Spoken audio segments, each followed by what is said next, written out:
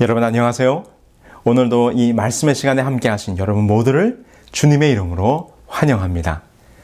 이 시간 참여하고 계시는 모든 성도님들 가정마다 이 안식일의 평안과 축복이 함께 하시기를 기도합니다.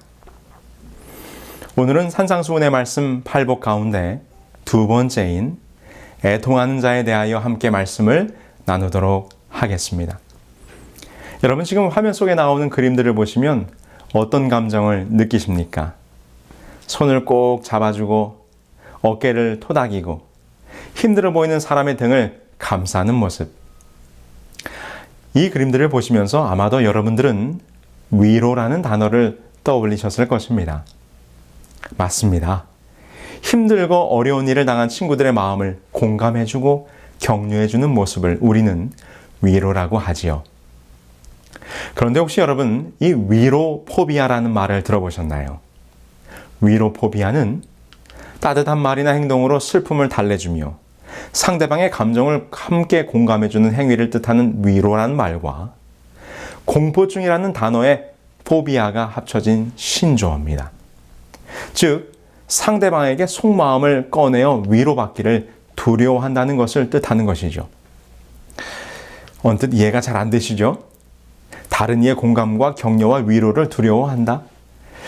그런데 이것이 요즘 이 시대를 살아가는 젊은이들이 느끼는 또 다른 두려움이라는 것입니다. 위로포비아. 왜 이런 신조어가 등장했을까요?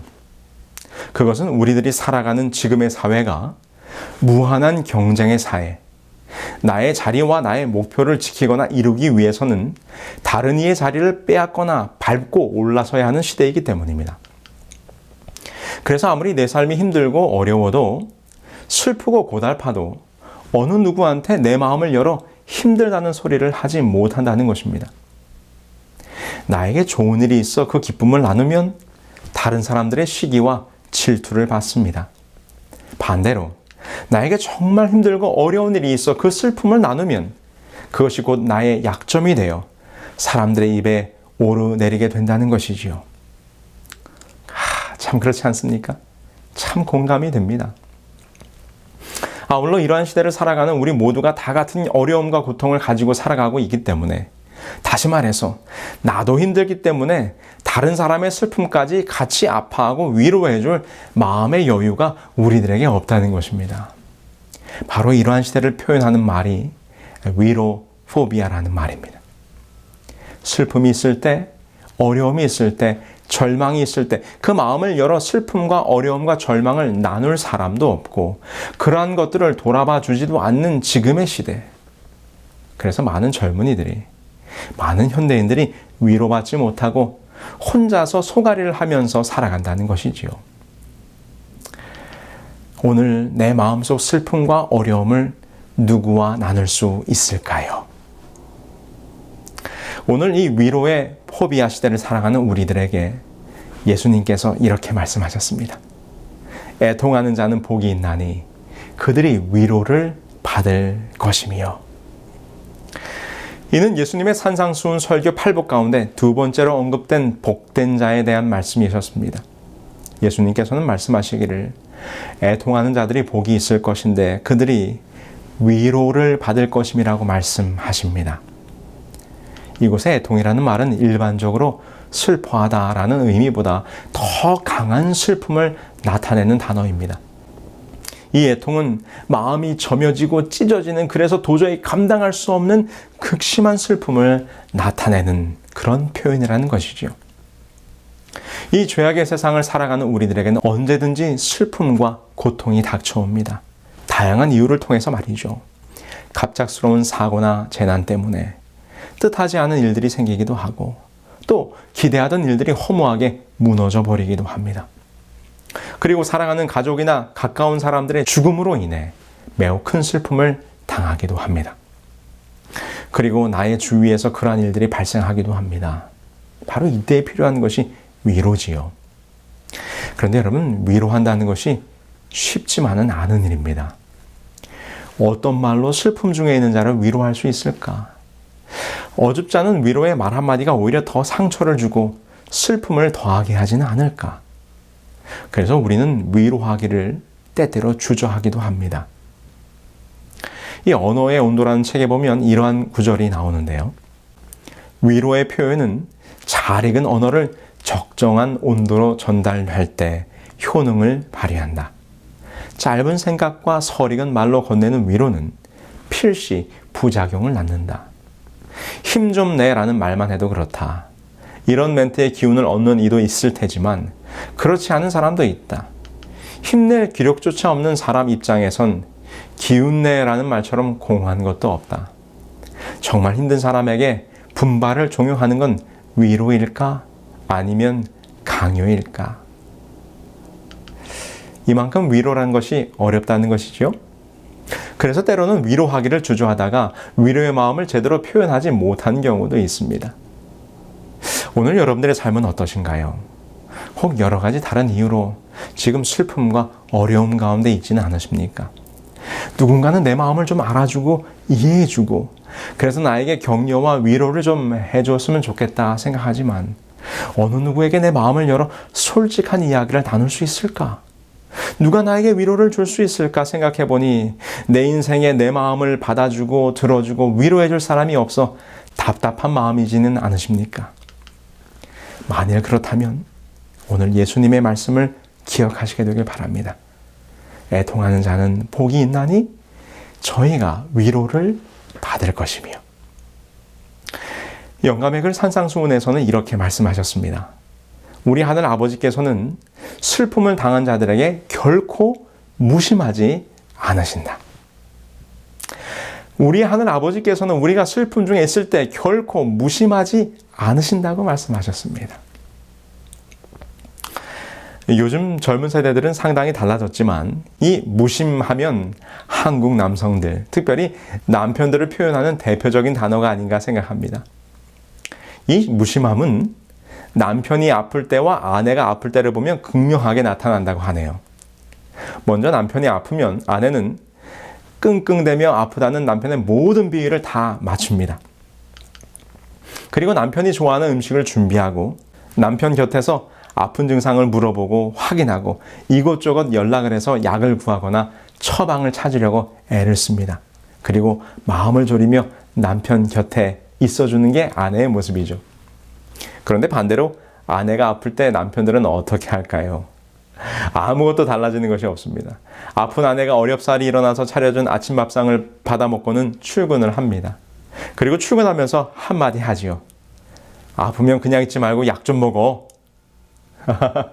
그리고 하루 종일 바쁘다는 핑계로 전화 한 통도 하지 않습니다. 아내는 하루 종일 아픈 몸으로 힘들어합니다. 그리고 저녁이 되어 남편이 퇴근하여 집에 돌아와 보니 아내가 몸을 웅크리고 누워 있습니다. 그때 한국 남편들은 이렇게 말한다고 하죠. 아이고, 아프면 병원을 가야지 미련하게 왜 이러고 있어? 참 무심한 한국 남편들입니다. 아프면 약 먹어야 하고 병원에 가야 하는 것을 아내분들이 모를까요? 아니죠. 아프면 어디가 아픈지, 뭐가 먹고 싶은지, 뭐 도와줄 일은 없는지 따뜻하고 배려하는 마음으로 살펴주어야 하는데 남편분들은 어찌나 무심한지. 그런데 여러분, 특별히 존경하는 여성분들이시여, 걱정하지 마시기 바랍니다. 우리 예수님께서는 결코 무심한 분이 아니십니다. 여러분들이 아프고 슬퍼할 때 그것을 절대로 그냥 무심히 내버려 두는 분이 아니십니다. 산상수훈에서 이렇게 설명하셨어요. 하나님께서는 우리가 말 못할 슬픔과 아프고 상한 마음으로 짓눌려 있도록 버려두지 않으신다. 그분께서는 우리로 하여금 눈을 들어 당신의 자애스러운 모습을 바라보게 하신다. 거룩하신 구주께서는 눈물로 앞이 가리워 당신을 알아보지 못하는 많은 사람들 곁에 서 계신다. 그분은 우리의 손을 꽉 붙잡길 원하신다. 그리고 또 우리가 단순한 믿음으로 당신을 바라보며 당신께서 우리를 인도하시도록 했으면 하고 원하신다. 그분의 마음은 우리의 슬픔과 비애와 시련을 향하여 열려있다. 그분은 영원한 사랑으로 우리를 사랑하시며 자애로운 손길로 우리를 감싸주신다. 우리는 마음을 그분께 바치고 온종일 그분의 자애를 명상할 수 있을 것이다. 그렇게 할 때 그분께서는 우리의 영혼이 매일 당하는 슬픔과 어려움에서 벗어나 평화 가운데서 살게 해 주실 것이다. 여러분, 그분께서는 결코 우리의 슬픔과 고통에 무심하지 않으신 분이십니다. 우리의 손을 꼭 붙잡고 우리에게 위로와 평화를 주시는 분이시라고 말씀하십니다. 그분의 위로는 우리의 당하는 모든 종류의 슬픔을 다 위로하십니다. 구주의 말씀에는 재난이나 사별의 아픔을 가지고 있는 사람들을 위한 위로의 기별도 있다. 절대로 우리의 슬픔을 무심히 넘어가거나 우리 홀로 슬퍼하도록 내버려두지 않으시는 우리 주님으로 인하여 이 시간 감사하시게 되기를 간절히 소망합니다. 자, 그런데요. 지금 예수님께서 위로를 주시겠다고 하실 때 이 애통함이란 우리가 이 땅에서 살아가는 동안 경험하는 슬픔과 고통을 의미하는 것이기도 하지만 사실 더 근본적인 애통함을 이야기하고 있는 것입니다. 그 애통이란 무엇인가? 우리 영감의 글의 권면을 보실까요? 여기서 애통이라고 하는 말은 진정한 마음으로 죄를 슬퍼하는 것을 의미한다.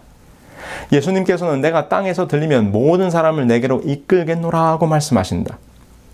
그래서 사람이 십자가에 들리신 예수님을 바라볼 때는 인간의 죄가 무엇인지 분별하게 된다. 그는 영광의 주님을 징벌하고 십자가에 못 박게 한 것이 죄라는 것을 깨닫는다. 말로 다할 수 없는 따뜻한 사랑을 받았음에도 불구하고 계속해서 배은 망덕과 반역으로 일관된 생애를 살아왔음을 알게 된다. 그는 가장 좋은 친구를 버리고 가장 귀중한 하늘의 선물을 모독해온 것이다. 계속해서 그것도 직접 하나님의 아들을 십자가에 못 박으며 상처를 받아 피가 흐르는 그분의 심장을 찔러온 것이다. 그는 넓고 어둡고 깊은 죄의 심연에 의해 하나님과 분리되어 있어 가슴이 찢어지는 슬픔을 느낀다. 그렇습니다.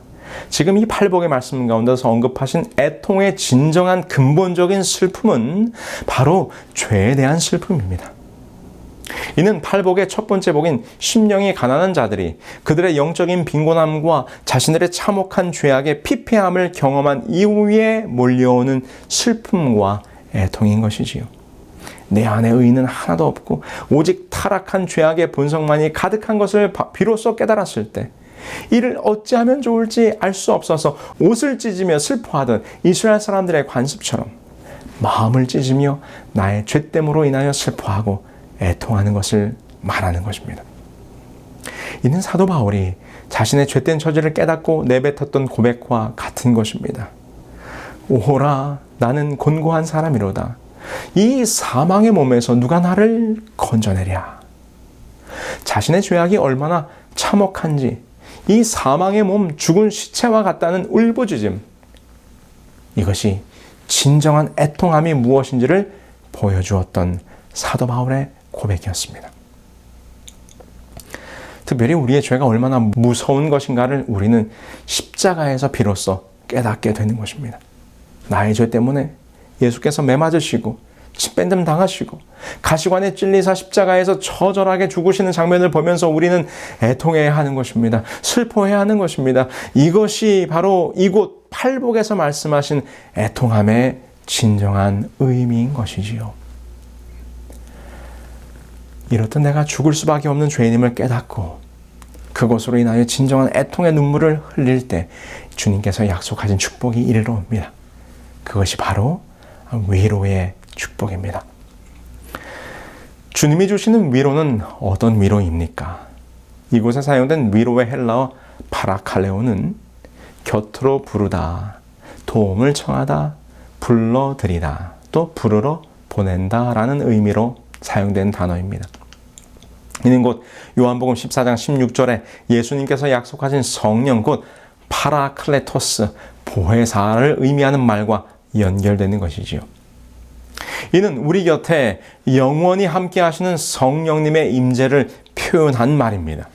오늘 우리가 나의 죄로 인하여 애통하며 슬퍼하며 고통할 때에 우리 주께서 주시는 위로의 축복이란 바로 성령님이 함께 하심, 성령님의 영원한 동행하심입니다. 여러분, 우리는 슬픔 중에 있는 친구를 보게 될 때 무슨 말로 위로할까 고민합니다. 그러나 사실 슬픔 중에 있는 사람들이 참으로 위로를 받는 것은 우리가 하는 어떤 말 때문이 아니라고 합니다.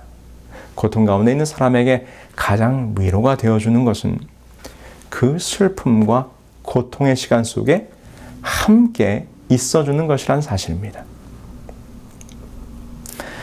얼마 전에 세계를 울린 사진 3장이라는 제목의 신문기사를 보았습니다. 지금 온 세상은 코로나19 바이러스로 몸살을 앓고 있습니다. 여전히 세계 곳곳에서 수많은 감염자들이 나오고 있고 이에 따른 사망자들이 속출하고 있습니다. 우리가 다 아는 것처럼 이번 바이러스가 무서운 이유는 감염력이 매우 빠르고 강하다는 것입니다. 그래서 안타까운 것은 바이러스에 감염되면 아무리 가까운 가족이라도 그들과 함께 있지 못한다는 것이지요. 그런데 이러한 코로나19 팬데믹 상황 속에서 사람들의 마음을 울린 모습들이 사진에 담겼습니다. 자, 여기 첫 번째 사진 한번 보실까요? 네, 노 부부가 서로 입맞춤을 하고 있습니다. 이분들은 남편 조셉 델리스와 그리고 요란다 델리스라고 하는 아내 부부입니다. 그런데 지난 4월 이 부부는 둘 다 코로나19 바이러스에 감염되게 됩니다. 그리고 이분들은 병원으로 격리되게 되었죠. 그래서 지금 이 모습은 병원으로 떠나기 전 마지막으로 이 두 부부가 입맞춤을 하는 모습인 것입니다. 40년 전 연인으로 만나 지금껏 함께 살아왔던 이 노 부부는 자신들이 이제 헤어지면 다시는 만나지 못하게 될 것을 직감하고 마지막 사랑의 키스를 나누었던 것입니다. 이 사진을 찍은 후 며칠 뒤에 이 노 부부는 모두 세상을 떠났습니다. 코로나19로 인한 죽음 앞에서 끝까지 함께 하고자 했던 이 두 분의 마음 잔잔히 감동으로 다가옵니다.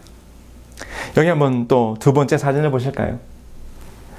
지금 이 장면은 지난달 멕시코에서 한 손자가 코로나19에 걸려 쓰러진 할머니에게 필사적으로 인공호흡을 하는 모습이에요.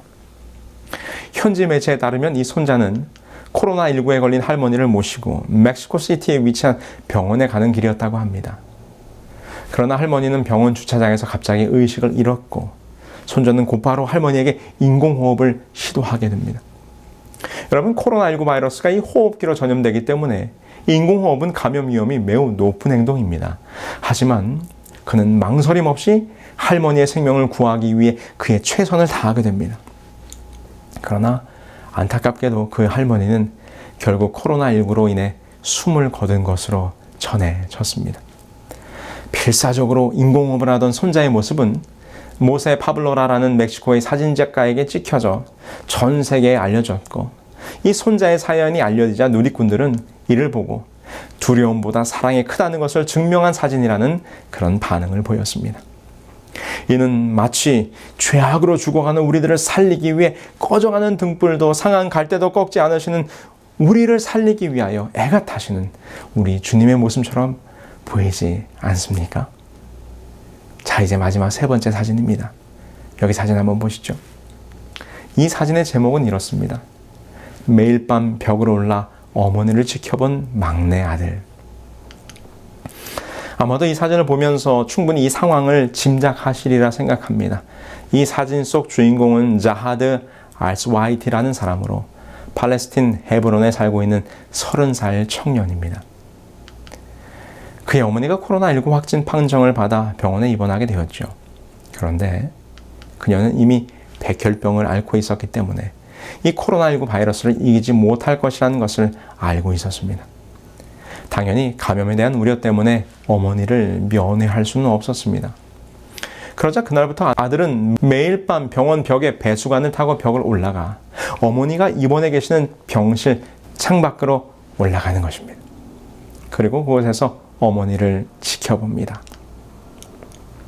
그리고 밤새 그곳에서 어머니의 모습을 지켜보다가 어머니가 잠들고 나서야 집으로 돌아갑니다. 그렇게 하기를 그의 어머니가 돌아가시기까지 하루도 빠지지 않고 병원벽을 기어올라 창밖으로 어머니를 바라보며 함께 하였던 것이죠. 그리고 지난 7월 16일 어머니는 그날도 창밖 너머에서 함께 지켜보고 있던 아들의 얼굴을 마지막으로 본 뒤에 숨을 거둔 것으로 전해졌습니다. 코로나19로 죽어가던 그 마지막 순간까지 사랑하는 아내와 남편, 할머니, 그리고 어머니와 함께했던 참으로 마음을 감동케 하는 사진들이었습니다. 코로나19의 바이러스도 사랑하는 이들과 함께하는 것을 막지는 못했습니다.